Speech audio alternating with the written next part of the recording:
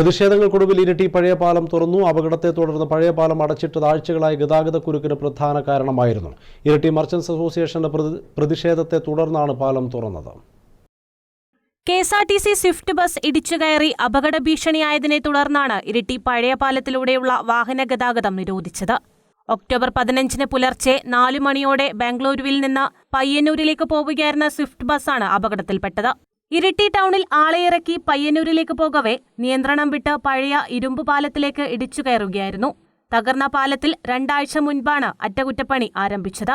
ഇതുകാരണം 1 മാസത്തിലധികമായി പുതിയ പാലം ജംഗ്ഷനിൽ തുടരുന്ന ഗതാഗതക്കുരുക്ക് നീളുകയായിരുന്നു. നേരത്തെ തളിപ്പറമ്പ്, ഉളിക്കൽ മേഖലയിലേക്കുള്ള വാഹനങ്ങൾ പഴയ പാലം വഴി കടന്നുപോയതിനാൽ 2 പാലങ്ങളിലും നഗരത്തിലും ഗതാഗത തിരക്ക് ഉണ്ടായിരുന്നില്ല.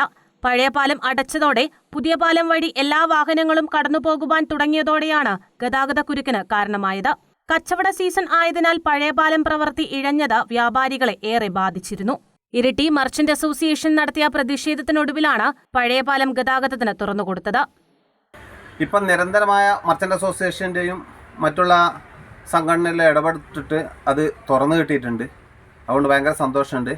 ഇപ്പം ടൗണിലെ ബ്ലോക്കൊക്കെ കുറഞ്ഞിട്ടുണ്ട്. മിനിഞ്ഞാന്നൊക്കെ ഒരു ആംബുലൻസ് വന്നിട്ട് ഒരുപാട് നേരം ഇവിടെ പോകാൻ പറ്റാതെ ബുദ്ധിമുട്ടിയിട്ടുണ്ട്. ഇപ്പം എന്തായിക്കോട്ടെ, അത് തുറന്നു കൊടുത്തതുകൊണ്ട് ഇപ്പം ടൗണിലെ ബ്ലോക്കെല്ലാം ഒഴിവായിട്ടുണ്ട്. വളരെയധികം സന്തോഷമുണ്ട്.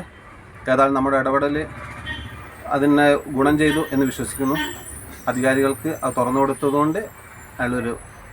പായം ഭാഗത്തെ 2 റോഡുകളും പാലം ഭാഗവും ചേരുന്ന കവലയിൽ ഗതാഗതം നിയന്ത്രിച്ചിരുന്ന ട്രാഫിക് സിഗ്നൽ സിസ്റ്റം പ്രവർത്തനക്ഷമമാക്കണമെന്നുമാണ് വ്യാപാരികളുടെ ആവശ്യം. News bureau, Irikkur.